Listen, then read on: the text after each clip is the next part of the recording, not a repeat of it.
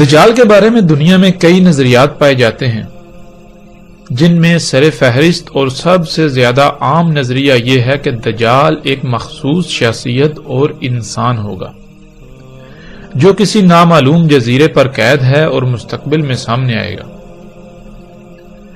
اس کے علاوہ کچھ کا نظریہ یہ ہے کہ دجال انسان نہیں بلکہ جن ہے۔ کچھ کا نظریہ یہ ہے کہ دجال جن اور انسان کے ملاپ سے پیدا ہوگا، جو نہ جن اور نہ ہی انسان ہوگا لیکن نظر آنے میں انسان کی ہی طرح ہوگا۔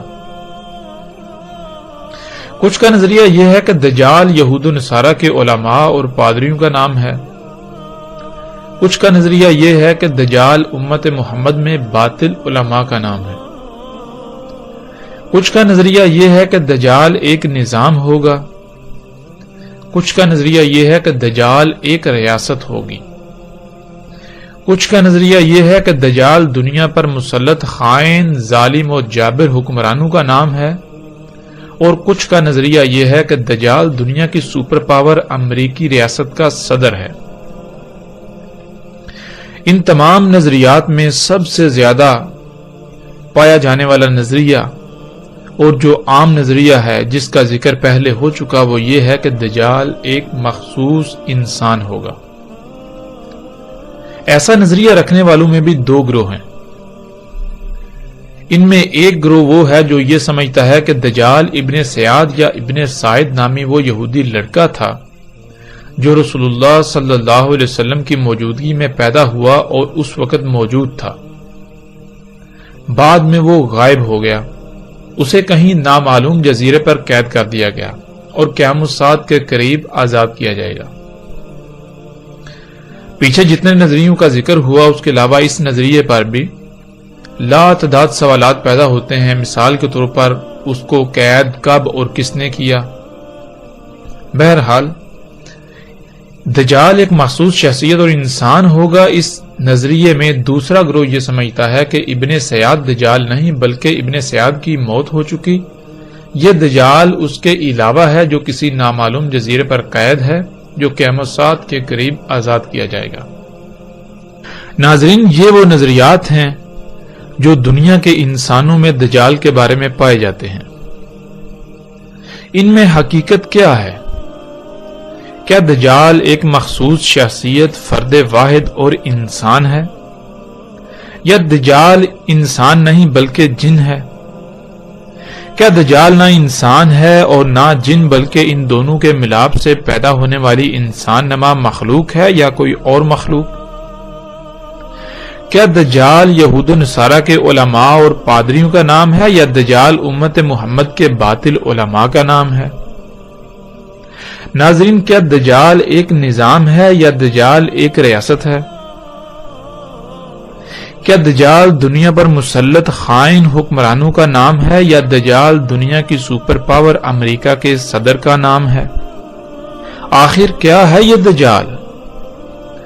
دجال کے بارے میں پائے جانے والے تمام نظریات پر ہر پہلو سے اور ہر لحاظ سے کھل کر بات کریں گے اور ان نظریات پر اٹھنے والے تمام سوالات کی بوچھاڑ بھی کریں گے، لیکن سب سے پہلے ہم دجال پر قرآن سے اور محمد رسول اللہ صلی اللہ علیہ وسلم کے الفاظ کی روشنی میں کھول کر بات کریں گے تاکہ دجال کیا ہے سب کچھ کھل کر واضح ہو جائے۔ دجال کی حقیقت کے بارے میں ہمیں رائے برابر بھی کوئی شائبہ نہ رہے، اور آخر میں اللہ کے فضل سے ہم ان تمام نظریات کا ہر پہلو سے جائزہ لیں گے اور ان پر اٹھنے والے تمام سوالات کو سامنے لائیں گے۔ محمد رسول اللہ صلی اللہ علیہ وسلم نے کسی ایک مخصوص دجال کا ذکر نہیں کیا، بلکہ محمد رسول اللہ صلی اللہ علیہ وسلم نے ایک سے زائد دجالوں کا ذکر کیا اور ان کی تعداد بھی مختلف بیان کی، جیسا کہ ہم ان روایات میں دیکھ سکتے ہیں۔ رسول اللہ صلی اللہ علیہ وسلم نے کہا، دجال کے خروج سے پہلے 70 سے اوپر دجال نکلیں گے۔ रसूलुल्लाह सल्लल्लाहु अलैहि वसल्लम ने कहा, मेरी उम्मत में 27 कज़ाब और दजाल होंगे, उनमें 4 औरतें होंगी। रसूलुल्लाह सल्लल्लाहु अलैहि वसल्लम ने कहा, और नहीं कायम होगी साथ हत्ता के खड़े हों 30 से करीब दज्जाल। रसूलुल्लाह सल्लल्लाहु अलैहि वसल्लम ने कहा, नहीं कायम होगी साथ हत्ता के ना निकलें 30 दज्जाल कज़ाब। रसूलुल्लाह सल्लल्लाहु अलैहि वसल्लम ने कहा, इसमें कुछ शक नहीं कि साथ से पहले दज्जाल है और दज्जाल से पहले कज़्ज़ाब होंगे 30 या ज्यादा। रसूलुल्लाह सल्लल्लाहु अलैहि वसल्लम ने कहा, इसमें कुछ शक नहीं दज्जाल से पहले 76 दज्जाल होंगे। नाज़रीन, इन तमाम रवायात को सामने रखने से जो बात वाज़ेह होती है वो ये कि रसूलुल्लाह सल्लल्लाहु अलैहि वसल्लम ने किसी एक मखसूस दज्जाल का जिक्र नहीं किया, बल्कि रसूलुल्लाह सल्लल्लाहु अलैहि वसल्लम ने एक से ज़ायद दज्जालों का जिक्र किया। लेकिन उनमें एक दज्जाल वो है जो क़यामत सात के करीब आएगा। उसके अलावा जितने भी दज्जाल थे, ख्वाह उनकी तादाद 76 हो, 70 हो, 40 हो, 30 हो, 30 से जायद हो, 27 हो, 27 से जायद हो, 3 हो, या उनसे कम या उनसे ज्यादा हो, उन सब का रसूलुल्लाह सल्लल्लाहु अलैहि वसल्लम ने जिक्र किया।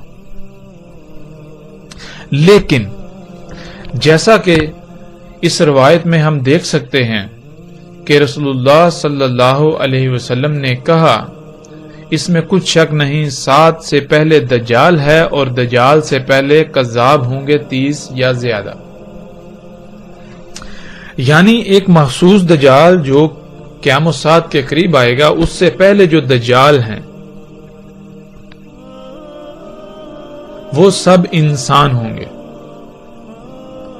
अब ये दज्जाल जो है जिसका रसूलुल्लाह सल्लल्लाहु अलैहि वसल्लम ने कहा जो क़यामत सात के करीब आएगा, आया ये इंसान है या इंसान के अलावा कुछ और? इसकी वजाहत भी रसूलुल्लाह सल्लल्लाहु अलैहि वसल्लम के अल्फाज से हो जाती है।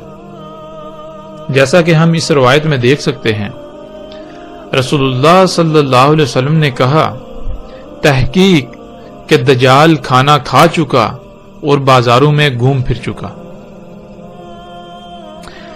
यानी इस रवायत से बिल्कुल वाज़ेह हो जाता है कि वो दज्जाल जो खाना खाते थे, पीते थे और बाजारों में घूमते फिरते थे, और जब खाना खाते थे, पानी पीते थे, और जाहिर है जो खाते पीते हैं और घूमते फिरते हैं बाजारों में, उन्हें बशरी हाजात भी लाहक होती हैं। तो रसूलुल्लाह सल्लल्लाहु अलैहि वसल्लम ने कहा कि वो सब गुजर चुके, यानी कि खाना खाने वाला दज्जाल, बाजारों में घूमने फिरने वाला दज्जाल गुजर चुका।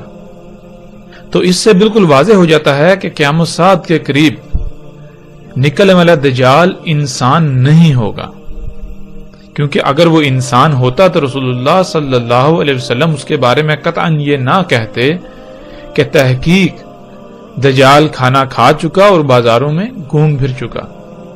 यानी कि ऐसा ना हो कि तुम उसी दज्जाल के इंतजार में रहो कि जो खाना खाता है, जो बाजारों में घूमता फिरता है। ऐसा हरगिज नहीं होगा।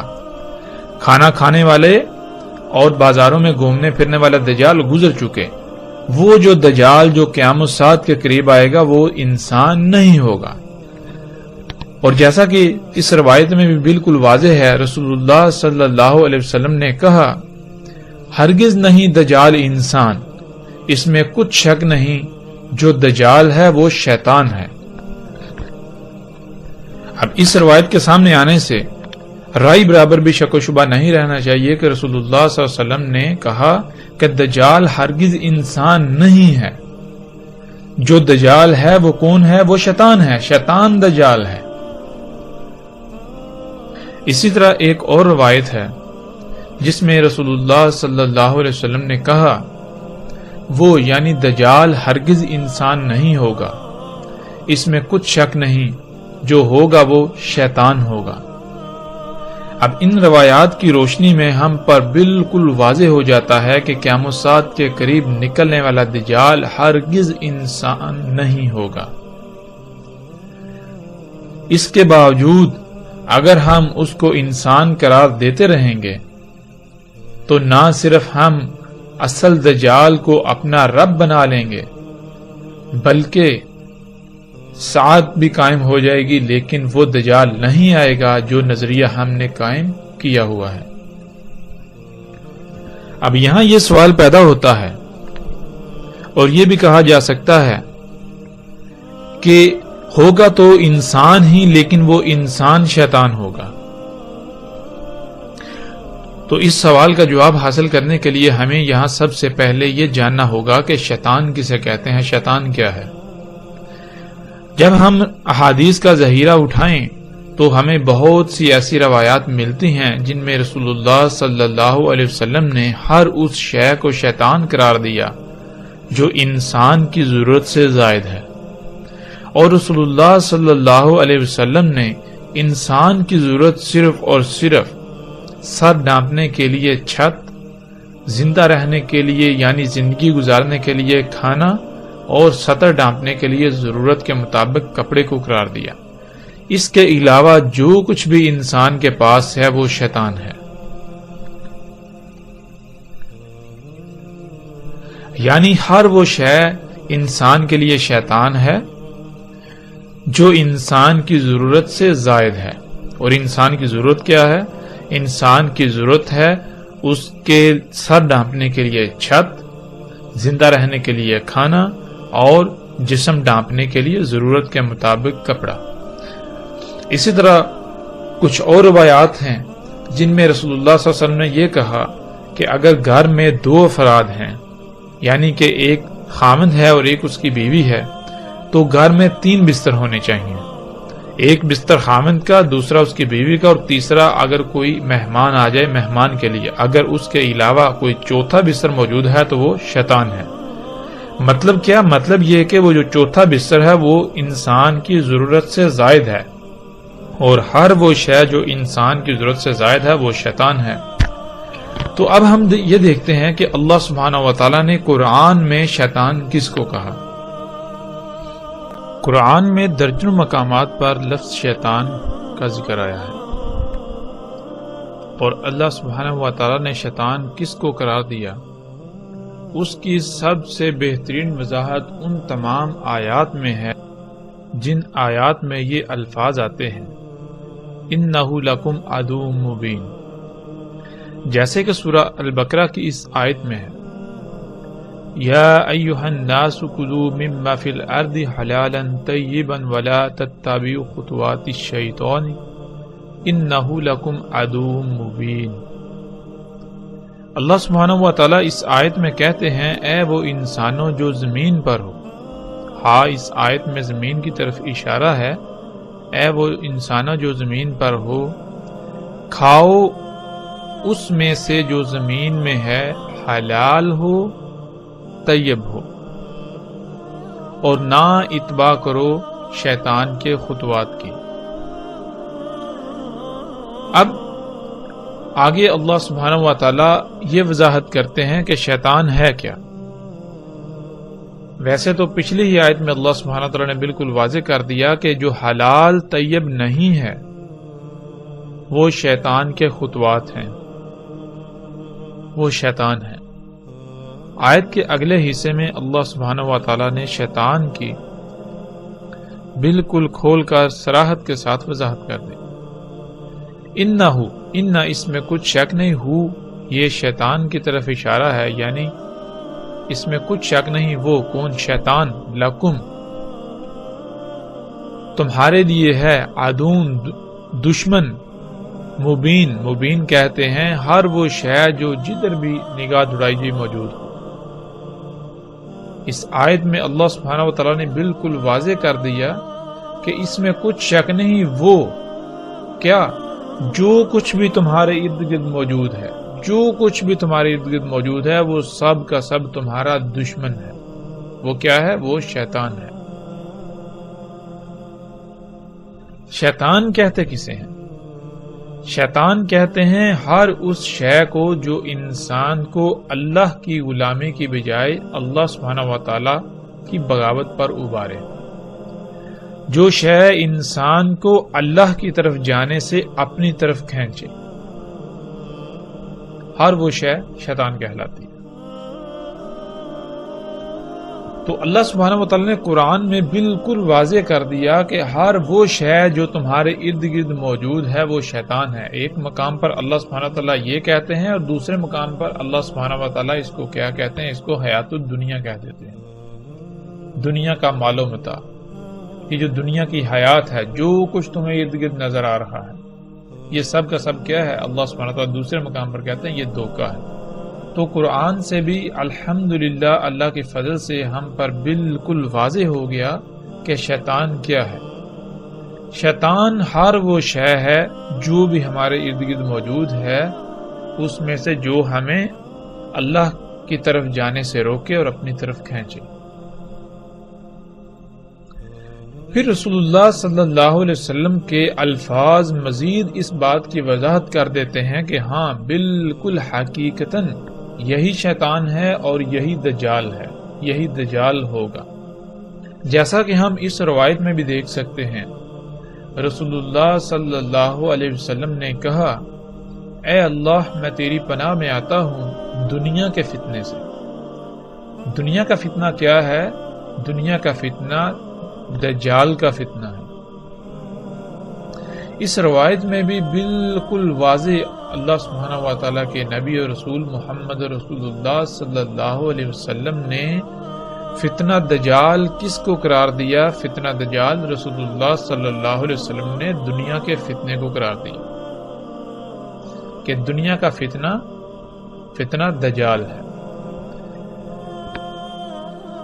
ویسے تو پیچھے گزرنے والی روایات میں ہمارے لیے بالکل کسی قسم کے شک و شبے کی کوئی گنجائش نہیں رہتی کہ قیام الساعت کے قریب نکلنے والا دجال ہرگز انسان نہیں ہوگا، لیکن ان روایات نے بالکل کھول کر ہمارے سامنے رکھ دیا کہ دجال کیا ہوگا؟ دجال ہوگا حیات الدنیا، جو کہ انسان کے لیے شیطان ہے۔ اللہ سبحانہ و تعالیٰ نے حیات الدنیا کو ایک طرف قرآن میں انسان کے لیے دھوکہ قرار دیا تو دوسری طرف اسے شیطان قرار دیا، اور رسول اللہ صلی اللہ علیہ وسلم نے بھی اپنے الفاظ میں بالکل کھول کر یہ واضح کر دیا کہ قیام الساعت سے پہلے نکلنے والا دجال انسان نہیں ہوگا، اور اگر انسان نہیں ہوگا تو پھر کیا ہوگا؟ رسول اللہ صلی اللہ علیہ وسلم نے بالکل واضح کر دیا کہ وہ شیطان ہوگا۔ اور شیطان کیا ہے؟ شیطان ہر وہ شے ہے جو انسان کی ضرورت سے زائد ہے، اور اللہ سبحانہ و تعالیٰ نے قرآن میں بالکل واضح کر دیا کہ شیطان کیا ہے؟ شیطان ہے ہر وہ شے جو تمہارے ارد گرد موجود ہے، جو تمہیں اللہ کی طرف جانے سے روکتی ہے، جو تمہیں اللہ سبحانہ و تعالیٰ کی نافرمانی پر ابارتی ہے، جو تمہیں اپنی طرف کھینچ لیتی ہے۔ وہ کیا ہے؟ وہ حیات الدنیا۔ تو اس کے دھوکے میں نہ آ جائیں۔ پھر اس روایت میں بھی رسول اللہ صلی اللہ علیہ وسلم نے بالکل واضح کر دیا کہ اے اللہ میں تیری پناہ میں آتا ہوں دنیا کے فتنے سے۔ اور پھر دنیا کا فتنہ کیا ہے؟ رسول اللہ صلی اللہ علیہ وسلم نے بالکل واضح کر دیا کہ یعنی فتنہ الدجال۔ دنیا کا فتنہ کیا ہے؟ دنیا کا فتنہ دجال کا فتنہ ہے۔ اس کے باوجود بھی اگر ہمیں کوئی شک رہے، ویسے تو شک نہیں رہنا چاہیے، اس کے باوجود بھی اگر ہم اپنے وہی پرانے نظریات کے اوپر ڈٹے رہیں تو ہم اپنا ہی نقصان کریں گے، اس کے علاوہ ہم کسی کا نقصان نہیں کریں گے۔ اس کے باوجود رسول اللہ صلی اللہ علیہ وسلم کے جو الفاظ دجال کے بارے میں ہیں قیام الساعت کے قریب نکلنے والے دجال کے بارے میں رسول اللہ صلی اللہ علیہ وسلم نے جو الفاظ بیان کیے وہ بھی ہم آپ کے سامنے رکھ دیتے ہیں۔ رسول اللہ صلی اللہ علیہ وسلم نے کہا، دجال ہوگا مختلف الخلق، یعنی دجال طرح طرح کی کئی مخلوقات ہوں گی، یعنی دجال کوئی ایک مخلوق نہیں ہوگا۔ خلق کہتے ہیں، انگلش میں کہیں تو کریشن، تو دجال طرح طرح کی تخلیقات ہوں گی، مخلوقات ہوں گی، بنائی ہوئی اشیاء ہوں گی۔ اب سوال یہ پیدا ہوتا ہے کہ دجال کا خالق کون ہوگا؟ یعنی کہ وہ طرح طرح کی اشیاء جو دجال ہوں گی، کیا ان کو خلق اللہ کرے گا؟ تو جب ہم قرآن میں دیکھیں تو اللہ سبحانہ و تعالیٰ نے قرآن کے شروع میں ہی کہہ دیا، الحمدللہ، اللہ کے لیے ہے ہی حمد۔ حمد کس شے میں ہوتی ہے؟ حمد ہر اس شے میں ہوتی ہے، حمد صرف اور صرف اس شے میں ہوتی ہے جس شے میں رائی برابر بھی کسی قسم کی کوئی خامی، خرابی، نقص وغیرہ نہ ہو، جو شے ہر لحاظ سے مکمل اور ہر قسم کی خامیوں سے پاک، صرف اور صرف خوبیوں کی مالک ہو۔ اگر کسی شے میں کوئی عیب ہوتا ہے تو اس کے لیے حمد نہیں ہوتی۔